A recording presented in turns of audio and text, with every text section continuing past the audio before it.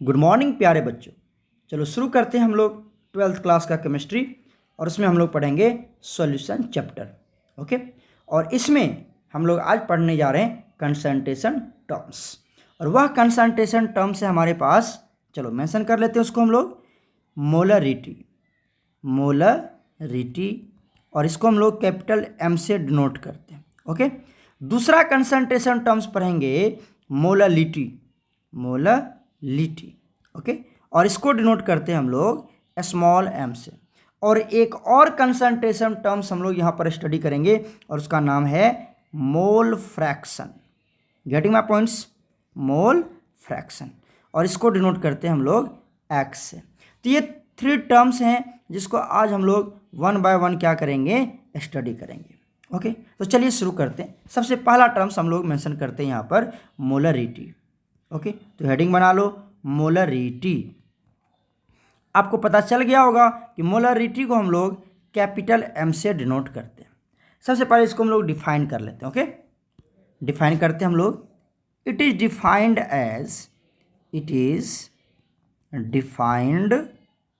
As the number of moles of solute dissolved in 1 liter of solution। Okay, ध्यान देना प्यारे बच्चों। हमने क्या बताया यहाँ पर, मोलरिटी कहलाता है कि कितना number of moles of solute dissolve है 1 लीटर ऑफ सोल्यूशन में। मतलब इसका मतलब समझो, सपोज दैट आपके पास क्या दिया हुआ है, एक सॉल्यूशन दिया हुआ है। यहाँ पर हमारे पास क्या है, एक सॉल्यूशन है। ये हमारा क्या है, सॉल्यूशन। ओके, सॉल्यूशन है। अच्छा बताओ, सॉल्यूशन कैसे बना होगा प्यारे बच्चों? सॉल्यूशन बना होगा, किससे मिलके बना होगा? Solute plus solvent. एकदम सही जा रहे हैं।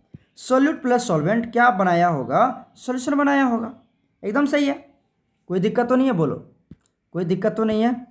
समझ में आ रही मेरी बात? ओके, तो ये हमारा है सॉल्यूशन। और कैसे मिलके बनाया होगा वो कैसे मिलके बना होगा? Solute plus solvent. तो मैंने यहाँ पर अच्छे से मेंशन कर दिया आपको। ठीक है, अब आ जाओ, ये जो सॉल्यूशन का वॉल्यूम है, सॉल्यूशन का जो वॉल्यूम है ना, ये सॉल्यूशन कितना है आपके पास? 1 लीटर है। कितना है ये? 1 लीटर। और आपको पता करना है, अब पता चल गया कि सॉल्यूशन है, ये सब क्या है हमारे पास? सॉल्यूशन है। और कितना सॉल्यूशन है आपके पास? 1 लीटर सॉल्यूशन है। और इस 1 लीटर सॉल्यूशन में आपके पास ये जो सॉल्यूट है, अरे बच्चे सॉल्यूशन तो तभी बनेगा ना जब सॉल्यूट और प्लस सॉल्वेंट होगा। तो ये जो सॉल्यूट है इसका हम लोग क्या कैलकुलेट कर लेते हैं? नंबर ऑफ मोल्स कैलकुलेट कर लेते हैं। जब आप नंबर ऑफ मोल्स कैलकुलेट कर लो और ये कितना मोल इस सॉल्यूशन में डिजॉल्व है सॉल्यूट का 1 लीटर सॉल्यूशन में, उसी को हम लोग क्या कहते हैं? मोलरिटी कहते हैं। मतलब सॉल्यूशन आपको ऑलरेडी कितना है? 1 लीटर है, उसमें सॉल्यूट का कितना मोल डिजॉल्व है, मास नहीं मोल, तो उसको हम लोग क्या कहेंगे? मोलरिटी कहेंगे। अब तो समझ में आ गया होगा आपको। ओके, चलिए हम लोग इसको डिफाइन कर लेते हैं मैथमेटिकली कैसे डिफाइन करूं इसको? अब मोलरिटी को कैसे डिनोट करते हैं? कैपिटल एम से। ओके, क्या लिख सकते हैं हम लोग? Number of moles of solute, okay, divided by volume of solution. और किस में लेंगे आप इसको? लीटर में लेंगे। क्लियर हो गया? और शॉर्ट फॉर्म में इसको मेंशन करते हैं हम लोग, और शॉर्ट फॉर्म में मेंशन करते हैं। क्या लिखूं इसको मैं? Molarity equal to number of moles को क्या लिखते हैं हम लोग? कैपिटल स्मॉल एन से डिनोट करते हैं। पढ़ा होगा ना मोल कंसेप्ट में। नंबर ऑफ मोल्स को किससे डिनोट करते हैं? एन से। किसके लिए? सॉल्यूट के लिए। तो यहाँ पर लिख दो सॉल्यूट, ध्यान दो इधर, सॉल्यूट डिवाइडेड बाई, अब वॉल्यूम को क्या लिखे मैं? भी लिखूं, किसका? सॉल्यूशन। यहाँ पर मैंने लिख दिया सॉल्यूशन। ओके, किस में लेंगे ये? लीटर में लेंगे। बोलो, एकदम सही जा रहे हैं? कोई दिक्कत तो नहीं है? तो हमारे पास मोलरिटी का फॉर्मूला क्या बन गया? मोलरिटी का फॉर्मूला बन गया number of moles of solute divided by volume of solution in litre. Okay, और अगर मैं इसका यूनिट की बात करूं, किसकी बात करूं? Unit of molarity, unit of molarity क्या होगा प्यारे बच्चों? यूनिट ऑफ मोलरिटी क्या होगा? ध्यान दो, नंबर ऑफ मोल्स, इसका यूनिट क्या होगा? इसका यूनिट क्या होगा? इसका तो मोल होता है, ओके, डिवाइडेड बाय वॉल्यूम का यूनिट क्या लेंगे? लीटर। क्या लेंगे? लीटर। तो क्या लिखूँ मैं इसको? मोल पर लीटर, ओके। और इसी को क्या कहते हैं हम लोग? मोलर कहते हैं। इसी को क्या कहते हैं हम लोग? मोलर। और इसी को क्या कहते हैं हम लोग? Capital M. इधर ध्यान दो, इधर मोल पर लीटर को ही हम लोग क्या कहते हैं? मोलर कहते हैं। और उसी को किससे डिनोट करते हैं? कैपिटल एम से डिनोट करते हैं। क्लियर हो गया? तो आप यूनिट कुछ भी लगा लेना, मोल पर लीटर या फिर मोलर या फिर कैपिटल एम, तीनों बात बराबर हो गया। और यही तो हमने लिखा है। क्लियर हो गया? ये यूनिट हो गया हमारे पास किसका? मोलरिटी का। कोई दिक्कत नहीं है। चलो अब एक क्वेश्चन के थ्रू इसको और अच्छे तरीके से समझते हैं हम लोग। चलो एक क्वेश्चन ले लेते हैं, बहुत ईजी सा क्वेश्चन है। कहता है find molarity, find molarity, find molarity if you have कितना, मान लो 120 gram of NaOH which is present in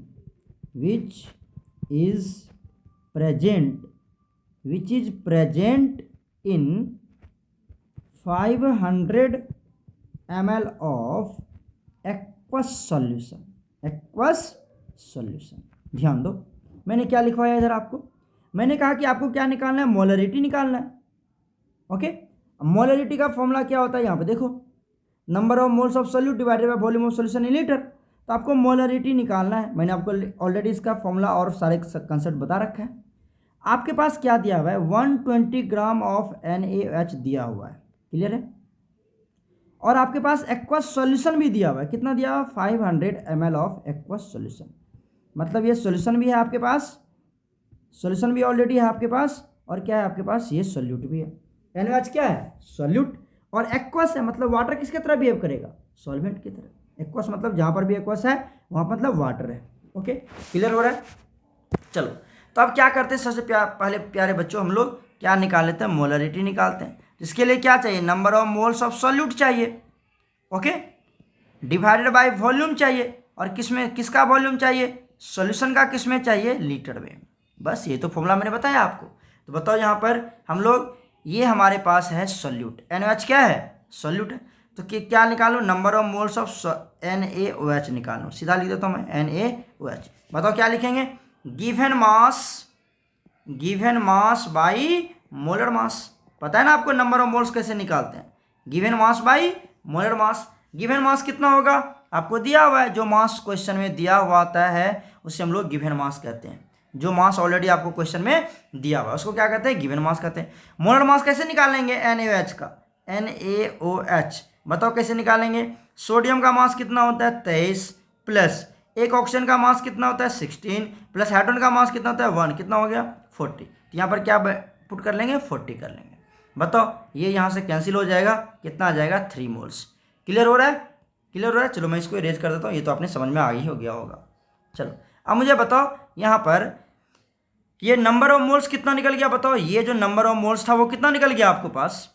3 मोल निकल गया। निकाला ना अभी हमने, कोई दिक्कत नहीं। अब वॉल्यूम चाहिए मुझे किस में? लीटर में। अगर ये भी निकाल लूँ तो हमारा मोलरिटी निकल जाएगा। अच्छा वॉल्यूम कितना दिया हुआ है? एक्वस सॉल्यूशन का दिया हुआ है। इधर देखो, इधर दिया हुआ है ना, कितना दिया है? 500 ml। तो सॉल्यूशन का वॉल्यूम कितना दिया हुआ है? 500 ml दिया हुआ है। तो इसको मैं क्या करूँ? लीटर में कन्वर्ट करूँ तो 1000 से डिवाइड कर दूँ, क्या हो जाएगा? 0.5 लीटर। बोलो बताओ, ये भी समझ में आ गया आपको? अब ये भी आपको निकल गया कितना? बताओ 0.5 लीटर निकला ना? बताओ कोई दिक्कत तो नहीं है? निकला कि नहीं निकला? ये भी निकल गया। अब मैं क्या कैलकुलेट कर लूँ यहाँ पर? अब मैं सीधा कैलकुलेट कर लाता हूँ मोलरिटी। मोलरिटी का फॉर्मूला कितना होता है? Number of moles of solute कितना निकाला आपने? 3। यहाँ पर 3। वॉल्यूम कितना निकला इन लीटर? 0.5। तो 0.5। अब ये पॉइंट है, पॉइंट हटाएंगे तो यहाँ पर नीचे में 10 आएगा। नीचे में क्या आएगा? 10। और ये 10 कहाँ चला जाएगा? ऊपर। तो क्या आएगा? 3 × 10/5। एम आई राइट? ये कैंसिल हो गया। 2 कितना जाएगा? 6। अब यूनिट क्या लगाऊं? आप या तो मोलर लगा सकते हो या क्या लगा सकते हो 6 कैपिटल एम, या फिर क्या लगा सकते हो 6 मोल पर लीटर। क्लियर हो रहा है? तो ये हमने मोलरिटी निकाल लिया। कोई दिक्कत है? बोलो, कोई दिक्कत नहीं है। अब आ जाओ, ये जो मोलरिटी वर्ड आया हुआ है, ये जो मोलर वर्ड आया हुआ है, कहाँ से आया हुआ है? ये आया हुआ है मोलरिटी से। मोलरिटी देखो आया हुआ है। तो यहाँ से मैं क्या करता हूँ ना बच्चे, आई टी वाई को हटा देता हूँ। देखो आई टी वाई को हटा देता हूँ मैं, यहाँ से कैंसिल कर दो इसको। तो क्या बच गया? मोलर बच गया ना। तो जहाँ पर भी मोलर आएगा MOLAR, तो समझ जाना किसकी बात हो रही है? मोलरिटी की बात हो रही है। किसकी बात हो रही है? मोलरिटी। जहाँ पर वॉल्यूम क्या होता है? मोलरिटी में बताओ वॉल्यूम कितना लेना आपको? 1 लीटर। और number of moles of solute ये तो हम लोग कैलकुलेट कर लेंगे यहाँ से कितना है। और ये 1 लीटर में कितना प्रेजेंट है, उसी को हम लोग क्या कहते हैं? मोलरिटी कहते हैं। समझ में आई? कोई दिक्कत नहीं है। चलो अब देखो, कभी कभी जब आप केमिस्ट्री लैब जाओगे, केमिस्ट्री लैब जब आप जाओगे तो वहाँ पर आप क्या देखोगे प्यारे बच्चों, कि इस तरह से आपके पास क्या मिलेगा? बोतल मिलेगा, मतलब एक कंटेनर मिलता है जहाँ पर क्या होता है, इस तरह से हमारे पास लिखा हुआ रहता है, एक पेपर के ऊपर लिखा हुआ रहता है। और यहाँ पर आपको मिलेगा 10 कैपिटल M, और यहाँ क्या मिल जाएगा आपको? NaOH, इस पर लिखा हुआ रहेगा आपको। समझ में आ रही मेरी बात? तो इसका मतलब क्या, चलो मैं इसको अच्छे से ड्रॉ करता हूँ ताकि आपको अच्छे से समझ में आ जाए। यहाँ पर मैं एक अच्छा सा ड्रॉ करता हूँ। देखो इस तरह से आप जब केमिस्ट्री लैब में जाओगे तो यहाँ पर एक आपको कंटेनर मिलेगा, और इस कंटेनर के ऊपर क्या रहता है? लिखा हुआ रहता है। इस कंटेनर के ऊपर लिखा हुआ रहता है, ठीक है। एक सेकंड प्यारे बच्चों,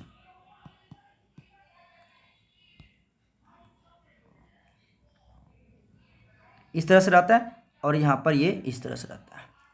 क्लियर है? अब देखना यहाँ पर क्या होता है, एक यहाँ पर एक पेपर के ऊपर लिखा हुआ रहता है, अच्छे मतलब केमिस्ट्री लैब में यहाँ पर लिखा रहता है 10 कैपिटल M NaOH। बताओ इसका मतलब क्या हुआ? अब कैपिटल M है, मान लो ये हमारे पास एक कंटेनर है जिसमें क्या है? NaOH का सोल्यूशन बचा हुआ, NaOH का सोल्यूशन इसमें है। तो 10 कैपिटल M का मतलब क्या हुआ? कैपिटल M मतलब मोलर। इसका मतलब हुआ 10, मैं लिख देता हूँ यहाँ पर 10 मोलर NaOH मीन्स, जो मैं तुम्हें बता रहा हूँ उसी तरह से लिखना आप, तो आपको अच्छे समझ में आ जाएगी। इसका मतलब हुआ 10 mole of NaOH is present in, molar है, कैपिटल M है, तो क्या होगा? 1 लीटर ऑफ सॉल्यूशन। आपके पास सॉल्यूशन कितना होगा? 1 लीटर। सॉल्यूशन कितना होगा? 1 लीटर। ओके, और उसमें 10 मोल्स क्या प्रेजेंट है? NaOH। क्लियर हो गया? इसका मतलब क्या हुआ? इसका मतलब क्या होता है? समझ में आई मेरी बात? 10 moles NaOH is present in 1 litre of solution. 1 litre solution क्यों लिया? क्योंकि यहाँ पर कैपिटल M है। कैपिटल M मतलब 1 लीटर ऑफ सॉल्यूशन। याद है ना मोलरिटी में? क्लियर है?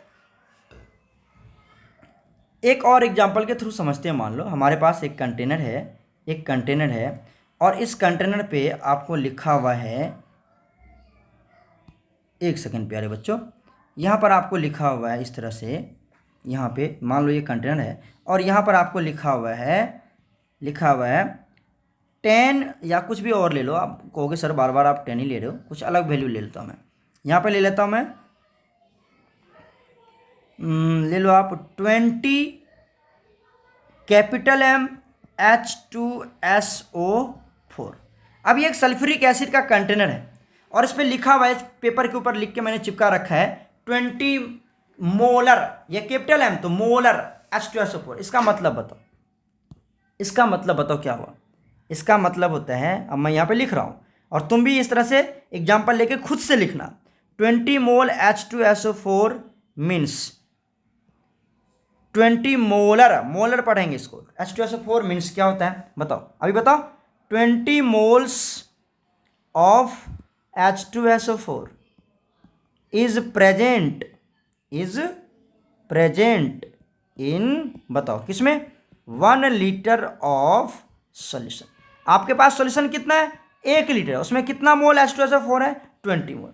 अच्छा मुझे बताओ, अगर आपको मास पूछ दे कि बताओ इस कंटेनर में H2SO4 का कितना मास है, कितना ग्राम है, तो आपने तो मोल निकाल लिया, कितना मोल है बताओ, 20 मोल है। अच्छा मुझे बताओ अगर 1 मोल लिखूं H2SO4 कितना है, कुछ नहीं, इधर तक क्या है 1 है, इसका मास निकालो तो कितना होगा बताओ, इसका मास हो जाएगा 2 + 32 + 16 64, कितना हो जाएगा ये 98 ग्राम। अब मुझे बताओ 1 मोल का मास, 1 मोल मास कितना है बताओ, 98 ग्राम। इसीलिए आपको कितना निकालना है, 20 मोल्स मास कितना हो जाएगा बताओ, 20 गुना 98। Getting my points. तो क्या हो जाएगा 196 और इतना 0, इतना ग्राम हो जाएगा। तो मतलब इतना ग्राम डिजॉल्व है 1 लीटर ऑफ सॉल्यूशन में। तो मास भी कैलकुलेट है बच्चे, मोल को मास में कन्वर्ट नहीं कर सकते हो, बहुत आसान है। तो 1 मोल का पहले मास निकाल लेंगे और जितना होगा, जितना मोल कह रहा है उतने से मल्टीप्लाई कर देंगे। यहाँ पर भी आप कैलकुलेट कर सकते थे, 10 मोल का मास कितना निकालना है आपको, अभी तो मोल निकाल लिया, अगर मास पूछ दे तो बताओ 1 मोल का मास कितना होता है, NaOH कितना मास होता है इसका, 23, अभी तो निकाला था, 16 + 1 कितना हो गया 40, 1 मोल का हो गया 40 ग्राम। तो मुझे बताओ 10 का कितना हो जाएगा, तो 400 ग्राम। आई समझ में। तो या तुम ये कह दो कि 400 ग्राम NaOH डिजॉल्व है 1 लीटर ऑफ सॉल्यूशन में, या फिर ये कह दो कि 10 मोल NaOH डिजॉल्व है 1 लीटर सॉल्यूशन में, दोनों बात बराबर है। तो मतलब मोल भी निकल गया और मास भी निकल गया। एक का मास निकाल लो और उसको जितना मोल दिया हुआ है उतने से क्या करो, मल्टीप्लाई कर लो। समझ में आ गई मोलरिटी, कोई दिक्कत नहीं है मोलरिटी के बारे में, मैंने डेप्थ नॉलेज यहाँ पर ले लिया। चलो अब सेकेंड पॉइंट चलते हैं हम लोग, मोलरिटी। किसकी बात कर लेते हैं हम लोग, molarity.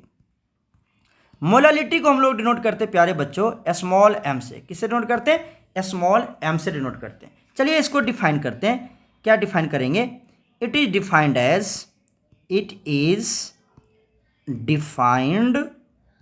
As total number of moles of solute, total number of moles of solute present in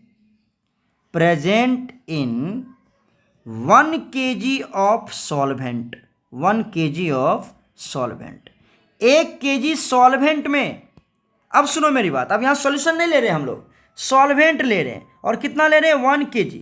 तो 1 kg सॉल्वेंट में सॉल्यूट का कितना मोल प्रेजेंट है, सॉल्यूट का कितना मोल प्रेजेंट है, वहां पर 1 लीटर सॉल्यूशन था मोलरिटी में, ध्यान दो, और मोलरिटी में कितना है 1 kg सॉल्वेंट, बस इतना ही डिफरेंस है।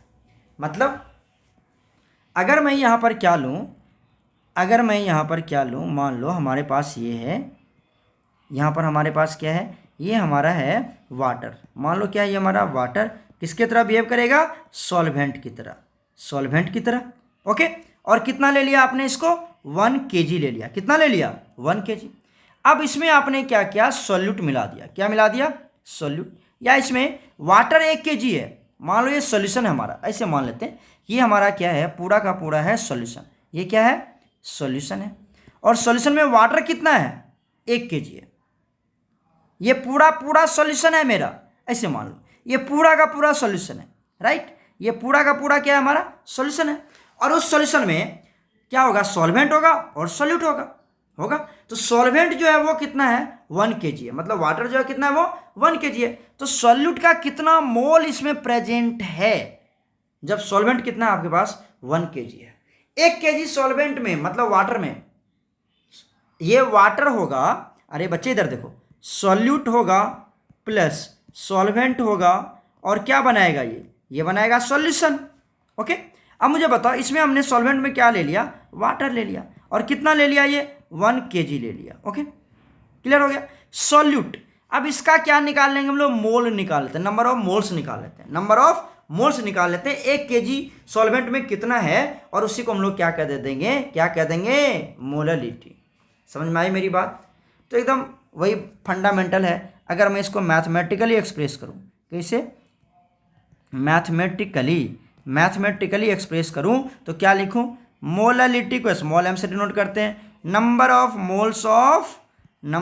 मोल्स ऑफ सॉल्यूट, क्लियर जा रहे हैं, divided by mass of solvent, और किस में लेंगे ये, केजी में लेंगे। ओके, समझ में आ रही मेरी बात। चलो, तो मोललिटी इक्वल टू क्या लिखेंगे, आपको पता है कि नंबर ऑफ मोल्स के लिए क्या लिखते हैं हम लोग, एन लिखते हैं सर। ओके, सॉल्यूट के लिए क्या लिखेंगे, सॉल्यूट। क्लियर हो रहा है। डिवाइडेड बाई मास के लिए क्या लिखते हैं हम लोग, डब्लू। किसका मास ले लेंगे बच्चे, सॉल्वेंट का मास ले लेंगे, और किस में लेंगे ये, केजी में लेंगे। तो इसी को हम लोग कहते हैं मोललिटी।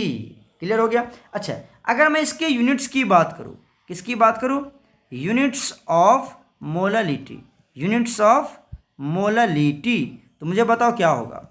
आपने देखा मोल का यूनिट क्या होता है, सॉरी नंबर ऑफ मोल्स का यूनिट क्या होता है, मोल ही होता है। तो मोल, और यहाँ वेट है, ये वेट है, मास है, इसका क्या होगा, केजी। तो क्या बनेगा बताओ, मोल, मोल पर केजी।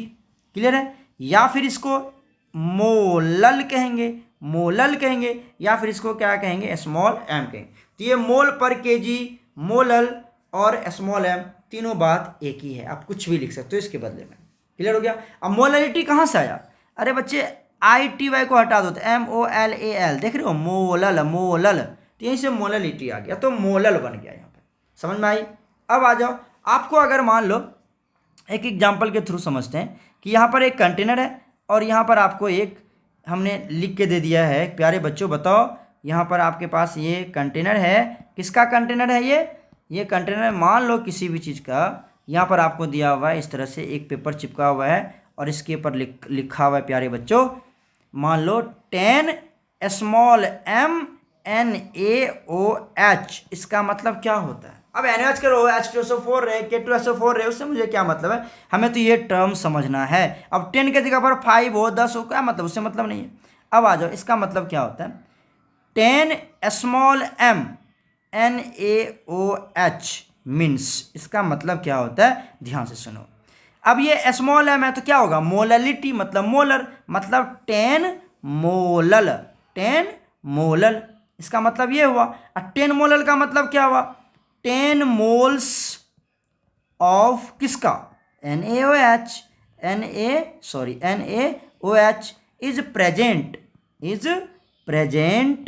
इन किस में, बोलो, 1 kg of solvent, 1 kg of solvent, 1 kg solvent में। क्योंकि मोलल में तो 1 kg सॉल्वेंट लेते थे, भूल गया, अभी तो बताया था मैंने आपको, मोललिटी में 1 kg सॉल्वेंट लेते थे। 1 kg सॉल्वेंट में कितना मोल किसका प्रेजेंट है, सॉल्यूट का प्रेजेंट है, उसी को हम लोग क्या कहते हैं, मोललिटी कहते हैं।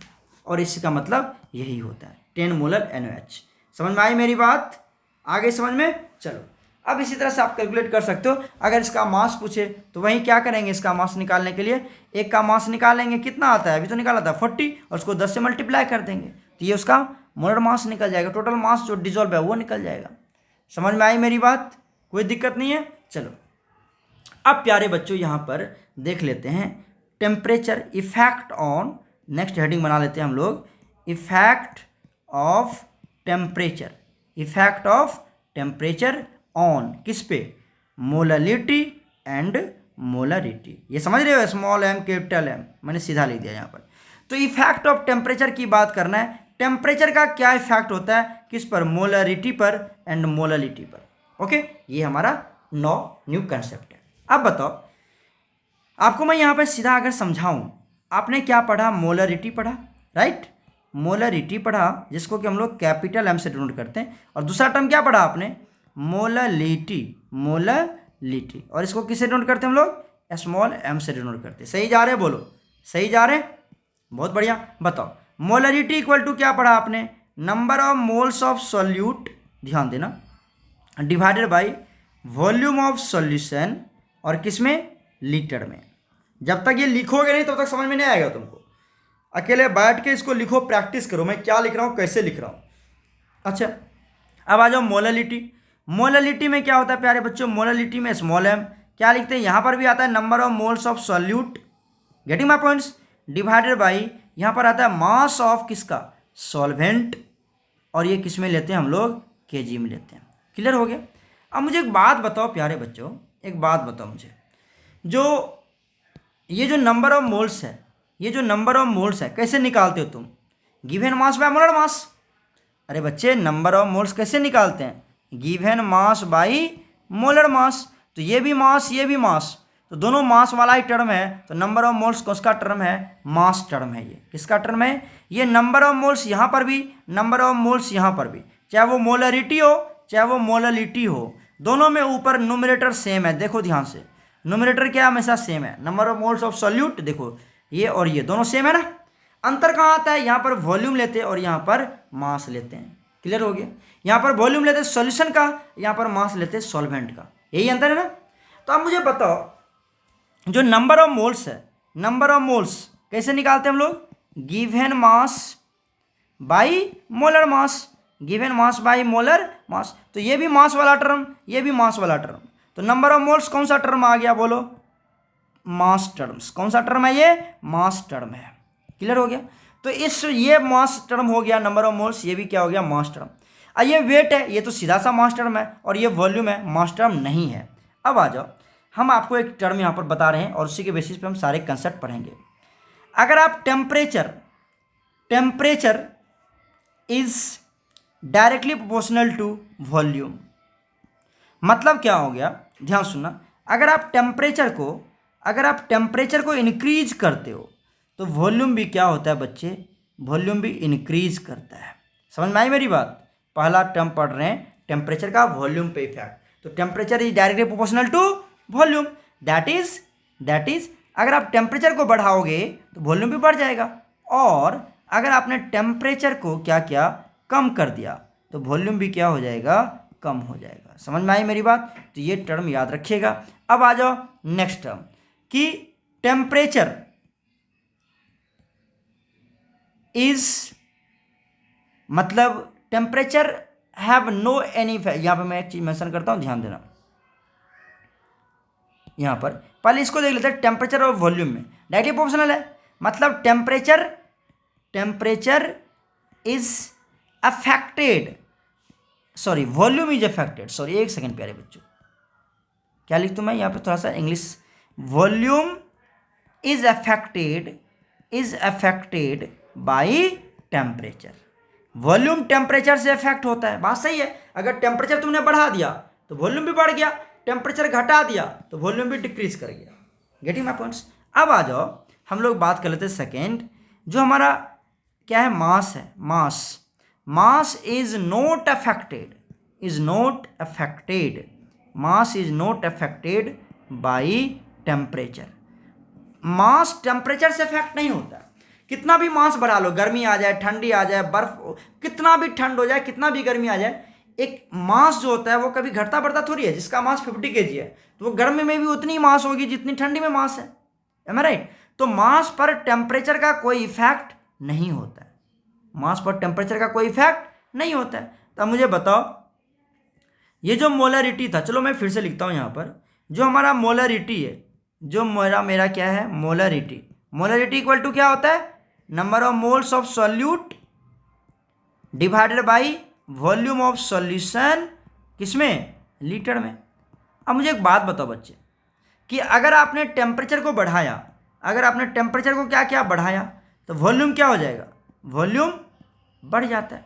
अब ध्यान सुनो, मोलरिटी में इस पे तो कोई इफेक्ट, इसकी वजह से कोई इफेक्ट नहीं शो होगा। क्यों? क्योंकि ये मास टर्म है और मास पे टेम्परेचर का कोई इफेक्ट नहीं होता है। ठीक है? तो इस पे, इसकी वजह से कोई भी मोलरिटी में चेंजिंग नहीं आएगा, लेकिन जो डिनोमिनेटर में वॉल्यूम है वो शो करेगा। अगर हमने मान लिया कि हमने मान लिया कि अगर टेम्परेचर को बढ़ा दिया तो वॉल्यूम क्या होगा? बढ़ेगा। अब मुझे बताओ, मोलरिटी और वॉल्यूम में क्या डिफरेंस है? मोलरिटी न्यूमरेटर में है और वॉल्यूम डिनोमिनेटर में है। मतलब अगर वॉल्यूम बढ़ता है तो मोलरिटी घटेगा, और अगर वॉल्यूम घटता है तो मोलरिटी बढ़ेगा। अरे इनवर्सली प्रोपोर्शनल है ना, कुछ नहीं तो क्या है? 1 है यहाँ पर। तो मतलब ये मोलरिटी न्यूमरेटर में है और वॉल्यूम डिनोमिनेटर में है। तो अगर तुम वॉल्यूम बढ़ा रहे हो तो मोलरिटी डिक्रीज कर जाएगा। और वॉल्यूम कब बढ़ता है? जब टेम्परेचर बढ़ता है। मैंने मान लिया कि अगर टेम्परेचर बढ़ गया तो वॉल्यूम क्या होगा? बढ़ जाएगा। तो मोलरिटी क्या हो जाएगा? घट जाएगा। समझ में आई मेरी बात? क्योंकि इनवर्सली प्रोपोर्शनल है। दैट इज, और क्या कह सकते हो आप कि अगर टेम्परेचर को हमने कम कर दिया तो आपको पता है कि वॉल्यूम भी क्या हो जाएगा? वॉल्यूम भी कम हो जाएगा। और वॉल्यूम और मोलरिटी में क्या अंतर है? इन्वर्सली का। तो बताओ, मोलरिटी क्या हो जाएगा? बढ़ जाएगा। मतलब आप क्या कह सकते हो कि temperature is inversely proportional to molarity. Temperature is inversely proportional to molarity. अगर टेम्परेचर को बढ़ाया तो मोलरिटी घट जाएगा, और अगर टेम्परेचर को घटाया तो मोलरिटी बढ़ जाएगा। कैसे बढ़ा वो मैंने आपको रीजन बता दिया यहाँ पर। ये मैंने आपको रीजन बता दिया कि अगर तुमने टेम्परेचर को बढ़ाया तो वॉल्यूम बढ़ जाएगा, और वॉल्यूम बढ़ गया डिनोमिनेटर वाला, तो नोमिनेटर का वैल्यू बढ़ जाएगा। अगर वॉल्यूम बढ़ गया तो नोमिनेटर घट जाएगा, मतलब मोलरिटी घट जाएगा। समझ में आई मेरी बात? और उसका उल्टा कर दो, सेम वही होगी बात। समझ में आई मेरी बात? अब आ जाओ प्यारे बच्चों, अगर मैं मोलालिटी की बात करूं, किसकी बात करूं? मोलालिटी की बात। तो मोलालिटी में क्या होगा बताओ? मोलालिटी में सारे क्या होते हैं हमारे पास? मोलालिटी में बताओ क्या लिखा था हमने? Small m equal to number of moles by weight. याद है ना आपको? तो ये कौन सा टर्म है? मास टर्म है। ये आपको पता है ना, उसमें भी बताया था मैंने आपको, ये मास टर्म है। और ये तो ऑटोमेटिकली क्या है हमारा? वेट है, तो मास टर्म है ही। तो बताओ मास टर्म पे टेम्परेचर का कोई इफेक्ट नहीं होता है, मतलब there is no effect, there is no any effect of temperature on, किस पर बताओ? मोलालिटी। मोलालिटी पे टेम्परेचर का कोई इफेक्ट नहीं होता है। मतलब जहां पर भी मास वाला टर्म आएगा, उस पर टेम्परेचर का कोई इफेक्ट नहीं होगा। वहां पर टेम्परेचर का कोई इफेक्ट नहीं। अगर आपसे पूछा जाए कि W/W परसेंटेज पर मास का क्या इफेक्ट होगा? कुछ नहीं, क्योंकि ये भी वेट है, इस पर कोई असर नहीं पड़ेगा। कितना भी टेम्परेचर बढ़ा लो, कितना भी टेम्परेचर घटा लो, कोई फर्क नहीं पड़ेगा। वेट बाय वेट परसेंटेज का वैल्यू हमेशा इक्वल आएगा सब जगह, सारे टेम्परेचर पर। क्लियर हो गई मेरी बात? क्लियर हो गई? चलो अब हम लोग देख लेते प्यारे बच्चों मोल फ्रैक्शन। क्या देख लेते हम लोग? Mole fraction. तो नेक्स्ट हेडिंग बना लेते हैं हम लोग मोल फ्रैक्शन। मोल फ्रैक्शन क्या होता है? ध्यान से सुनना। मोल फ्रैक्शन को हम लोग डिनोट करते हैं एक्स से। किससे डिनोट करते हैं हम लोग? एक्स से डिनोट करते हैं मोल फ्रैक्शन को। क्लियर हो गया? मोल फ्रैक्शन होता है, फ्रैक्शन मतलब होता है रेशियो। फ्रैक्शन मतलब क्या होता है? रेशियो। आप जानते होगे फ्रैक्शन मतलब क्या होता है? रेशियो होता है। रेशियो है, किसका है वो? मोल का रेशियो है। तो क्या डिनोट करूं मैं इसको? इट इज डिफाइंड एज, पहले इसको डिफाइन कर लेते हैं। इट इज डिफाइंड एज, कैसे? the ratio of moles of one component तो समझ में आता है आपको? कंपोनेंट में भी सॉल्यूट में भी सॉल्वेंट। आपको मैंने बताया था ना, जिसको आप मिक्स कर रहे हो, अरे सुनो इधर, जिसको आप मिक्स कर रहे हो उसको क्या बोलते हैं? कंपोनेंट बोलते हैं। सपोज दैट आपने सॉल्यूट और सॉल्वेंट को मिक्स किया सॉल्यूशन बनाने के लिए, तो सॉल्यूट हो गया एक कंपोनेंट और सॉल्वेंट हो गया दूसरा कंपोनेंट। कंपोनेंट मतलब जिसको आप मिक्स कर रहे हो। तो किसी का भी हम लोग क्या निकाल सकते हैं? मोल फ्रैक्शन निकाल सकते हैं। तो it is defined as the ratio of moles of one component to the total ratio total moles of solution. Okay, मतलब क्या करेंगे हम लोग? ध्यान दो इधर, हमने क्या बताया आपको कि रेशियो निकालना है। क्या निकालना है आपको? रेशियो निकालना है। किसका? मोल्स का। Mole of one component to the total mole of solution. अब मान लो यहां पर आपके पास दिया हुआ है सॉल्यूट प्लस सॉल्वेंट। क्या बनाता है हमारा? सॉल्यूशन बनाता है। सर ये तो हम पहले से पढ़ चुके हैं। उसके बाद देखो कि ये जो मोल फ्रैक्शन है ना, ये जो मोल फ्रैक्शन है किसी के लिए भी अप्लाई करते हैं, सॉल्यूट के लिए भी। मतलब यहाँ पर मैं मेंशन कर देता हूँ सेकेंड पॉइंट, देखो मोल फ्रैक्शन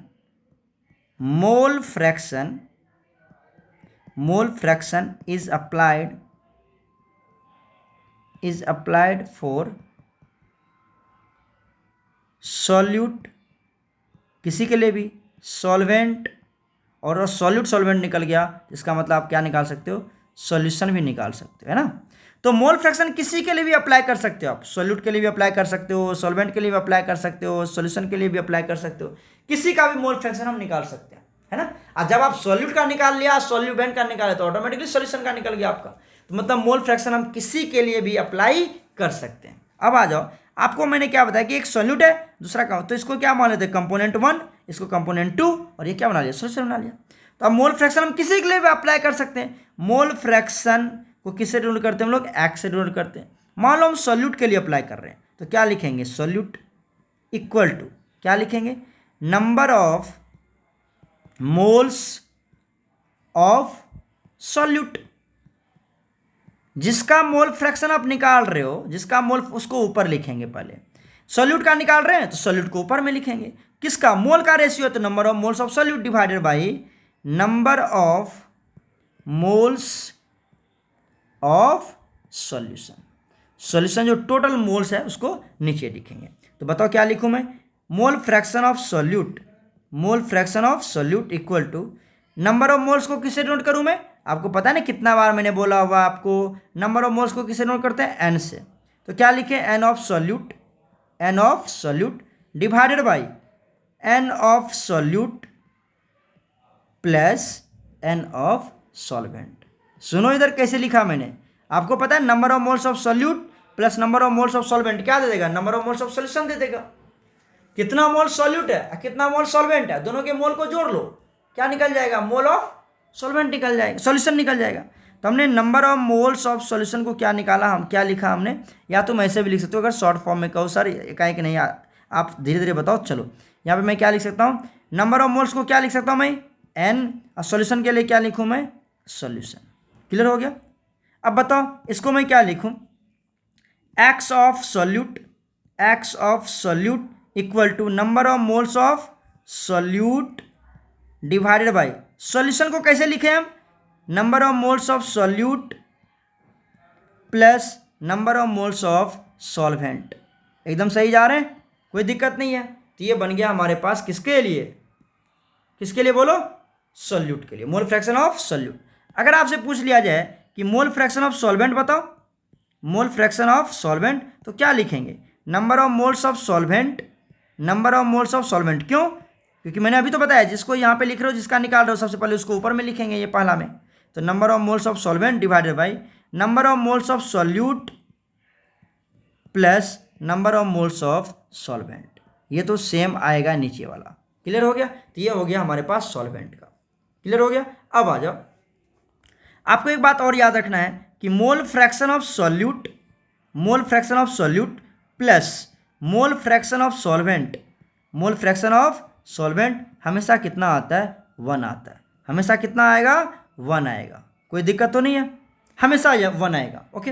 अब एक बात याद रखो, आपसे पूछ दे, अगर मैं यहाँ पे क्वेश्चन की तरह पूछूँ, क्वेश्चन की तरह आपसे पूछे कि बताओ what will be the value of, मैं यहाँ पे थोड़ा सा चेंज करता हूँ, आपसे ये क्वेश्चन पूछ सकता है।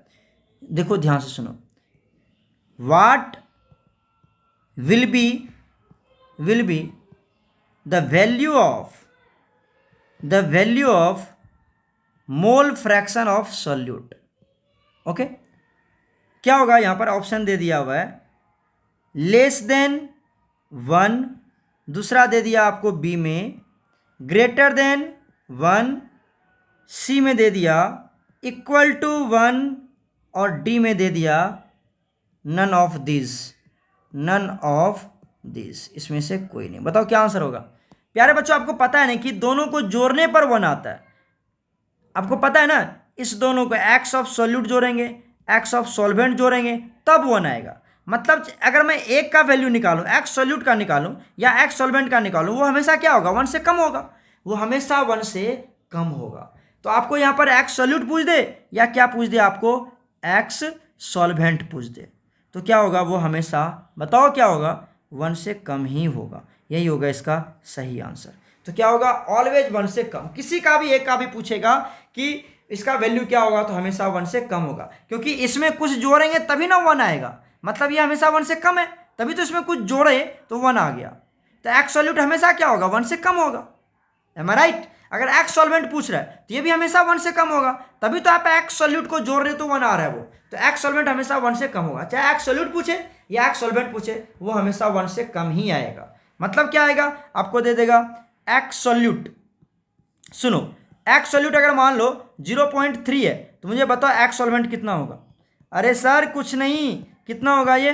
1 माइनस एक्स सॉल्यूट। एक्स कितना हो जाएगा ये? 1 माइनस 0.3 मतलब 0.7 आ जाएगा। क्यों? क्योंकि एक्स सॉल्यूट और एक्स सॉल्वेंट का वैल्यू कितना होता है, दोनों को जोड़ेंगे तो 1 आता है। अब एक का वैल्यू दिया हुआ है 0.3, तो दूसरे का क्या होगा, सॉल्वेंट सॉल्यूट को माइनस कर लेंगे 0.7। क्लियर हुआ मेरी बात। तो आप क्या चेक कर रहे हो कि हर किसी केस में इसका कितना है 0.3, इसका कितना है 0.7, हमेशा 1 से कम ही आएगा। मोल फ्रैक्शन हमेशा 1 से कम ही आएगा किसी भी कंपोनेंट का। अब आ जाओ यूनिट्स की बात कर लेते हैं। Unit of mole fraction, unit of mole fraction. प्यारे बच्चों, मोल फ्रैक्शन का क्या यूनिट होता है, यहाँ पर क्या लिखेंगे, नो यूनिट। इसका कोई भी यूनिट नहीं होता है। क्यों? क्योंकि आप रेशियो निकाल रहे हो। मोल फ्रैक्शन क्या है, रेशियो है। किसका, मोल का। तो मोल बाय मोल करेंगे तो क्या होगा, कैंसिल हो जाएगा ना, कोई रेशियो थोड़ी बनेगा, कोई रेशियो नहीं होगा। तो यहाँ पर भी ऊपर में भी क्या लिखोगे, number of moles of solute किस में आएगा, मोल में आएगा। यहाँ पर भी मोल आएगा तो मोल मोल कैंसिल हो जाएगा यहाँ से, जिसका कोई भी यूनिट नहीं होता है, because it is the ratio. Reason क्या, it is the ratio of mole. Reason क्या होगा इसका, रीजन क्या होगा, it is the ratio of moles. ये मोल्स का रेशियो है तो कट जाना उसको, कोई दिक्कत नहीं है। समझ में आई मेरी बात। चलो एक क्वेश्चन के थ्रू अब इसको हम लोग समझते हैं। क्वेश्चन ले लेते हैं। मान लो फाइंड, आपसे पूछ रहा है find mole fraction, find mole fraction किसका, ऑफ 120 ग्राम ऑफ NaOH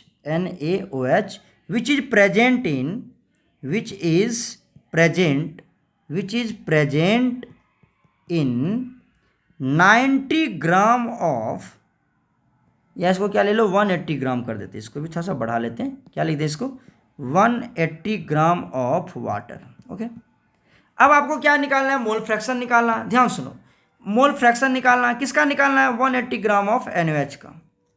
तो NaOH क्या होगा हमारा, ये हो जाएगा हमारा सॉल्यूट। सुन रहे मेरी बात यहाँ से। और ये क्या हो जाएगा हमारे पास, बताओ, सॉल्वेंट हो जाएगा ना। तो अब आपको पता है कि मोल फ्रैक्शन कैसे निकालते हैं। सर मोल फ्रैक्शन निकालने का फॉर्मूला तो आपको पता है, कैसे निकालते, बोलो क्या होता है यहाँ पर। चलो आंसर लिख लेते हैं। यहाँ पर क्या होता है, अगर मैं नंबर मोल फ्रैक्शन निकालूँ किसका, सीधा मैं आंसर लिख रहा हूँ, मोल फ्रैक्शन ऑफ NaOH निकाल रहा हूँ मैं, तो क्या लिखूँगा, मोल ऑफ NaOH है ना, divided by mole of NaOH plus mole of water. यही दो चीज़ तो है, क्लियर है ना। तो अगर मैं सारे चीज़ कैलकुलेट कर लूँ, चलो मैं निकाल लेता हूँ। पहले इसको निकालता हूँ मैं, number of moles of NaOH निकाल लेता हूँ। कितना हो जाएगा बोलो, गिवन मास बाई, कितना बार बोलूँ मैं, given mass by molar mass. Given mass कितना है बोलो 120, मोलर मास तो अभी निकाला था 40, कितना आ गया ये 3 आ गया। कितना आ गया 3। तो मुझे बता इसका वैल्यू कितना आ गया 3, तो इसका भी वैल्यू कितना आ गया, ये भी तो वही है, कितना आ गया ये 3 आ गया। अब ये निकाल लेते हैं वाटर का, तो number of moles of water निकाल लेते हैं, बिल्कुल वैसा ही, given mass by molar mass. तो कितना हो जाएगा ये बताओ, गिवन मास कितना है 180 बाय मोलर मास कितना होगा 18, वाटर का मोलर मास 18, कितना हो गया ये 10। तो ये भी कितना आ गया, ये हमारा आ गया 10। तो वैल्यू पुट करो, कितना आ जाएगा बताओ, मोल फ्रैक्शन ऑफ NaOH कितना आ गया, ऊपर में कितना आएगा 3 डिवाइडेड बाई 3 प्लस 10, कितना आ जाएगा ये 3/30। ये पहला निकल गया। अगर आपसे पूछ ले यहाँ पर कि मोल फ्रैक्शन ऑफ H2O निकालो, तो क्या लिखूँ मैं, 1 minus mole fraction of NaOH। क्यों, क्योंकि मोल fraction of water plus mole fraction of NaOH क्या होता है 1 होता है, अभी तो बताया था मैंने तुमको। तो ये कितना हो जाएगा बताओ, 1 माइनस 3/13, तो 13 क्या हो जाएगा, यहाँ से LCM हो जाएगा। तो यहाँ कितना होगा 13 माइनस 3 कितना हो जाएगा ये 10/13, ये निकल गया सेकेंड। क्लियर हो चुका है। या आप फॉर्मूला से भी निकाल सकते हो, कोई दिक्कत नहीं। तो यहाँ पर आप चेक करो कि मोल fraction of NaOH plus mole fraction of H2O 1 आता है क्या, चेक कर लेते हैं। इसका वैल्यू कितना निकाला बोलो 3/13 प्लस इसका वैल्यू कितना निकाला 10/13, 13 का एलसीएम 13 कितना होगा 3 प्लस 10 कितना आ गया 13/13 कट गया, कितना आया 1। तो ये 1 ओरिजिनल 1 प्रूफ हो गया। क्लियर हो गया। इस तरह से आप आराम से निकाल सकते हो मोल फ्रैक्शन के क्वेश्चंस। तो मैंने आपको यहाँ पर बता दिया। अगर आपसे पूछे कि टेम्परेचर का क्या इफेक्ट होगा, effect of temperature, effect of temperature किस पर, ऑन मोल फ्रैक्शन, तो कुछ इफेक्ट होने वाला है या नहीं है बताओ, कुछ इफेक्ट फ्रैक्शन कुछ इफेक्ट होने वाला है नहीं सर कुछ इफेक्ट नहीं होगा। क्यों? No any effect, no any effect. क्यों? क्योंकि हम सिर्फ मोल फ्रैक्शन में क्या पढ़ रहे हैं? मोल फ्रैक्शन किसका रेशियो होता है? मोल का। और मोल किसका टर्म होता है? मास का। तो मास पे कोई टेम्परेचर का इफेक्ट नहीं होता है, इसलिए मोल फ्रैक्शन पे भी टेम्परेचर का कोई इफेक्ट नहीं होगा। समझ में आई मेरी बात? अरे बच्चे, मोल फ्रैक्शन, मोल फ्रैक्शन में क्या होता है बताओ? अभी तो बताया था। मोल फ्रैक्शन में क्या होता है हमारे पास? इधर आ जाओ। Number of moles, number of moles, number of moles होता है। तो मोल का रेशियो है। और ये कौन सा टर्म है? अभी तो बताया था ना, मास का टर्म है। ये भी मास वाला टर्म है। तो मास मास का टर्म है हमारा, और मास पे टेम्परेचर का कोई इफेक्ट नहीं होता है, तो मोल फ्रैक्शन पे भी कोई इफेक्ट नहीं होगा यहाँ पर। समझ में आई मेरी बात? तो हमने यहाँ तक अभी कंप्लीट कर लिया मोलरिटी, मोललिटी और मोल फ्रैक्शन। इसके बेसिस पर और भी जो भी क्वेश्चन होगा उसको हम लोग अपने ऑफलाइन क्लासेस में कवर करेंगे। ओके, मैंने यहाँ पर आपको एक बेसिक सा कंसेप्ट दिया और एकदम important to the point concept दिया। अगर आप इतना कवर कर लेते हो तो क्वेश्चंस को सॉर्ट आउट करने में आप एलिजिबल हो पाएंगे। ओके, ठीक है प्यारे बच्चों, इतना अच्छे से स्टडी करते रहो, रिवाइज करते रहो, फिर हम लोग मिलते हैं नेक्स्ट क्लासेस में। Okay, take care.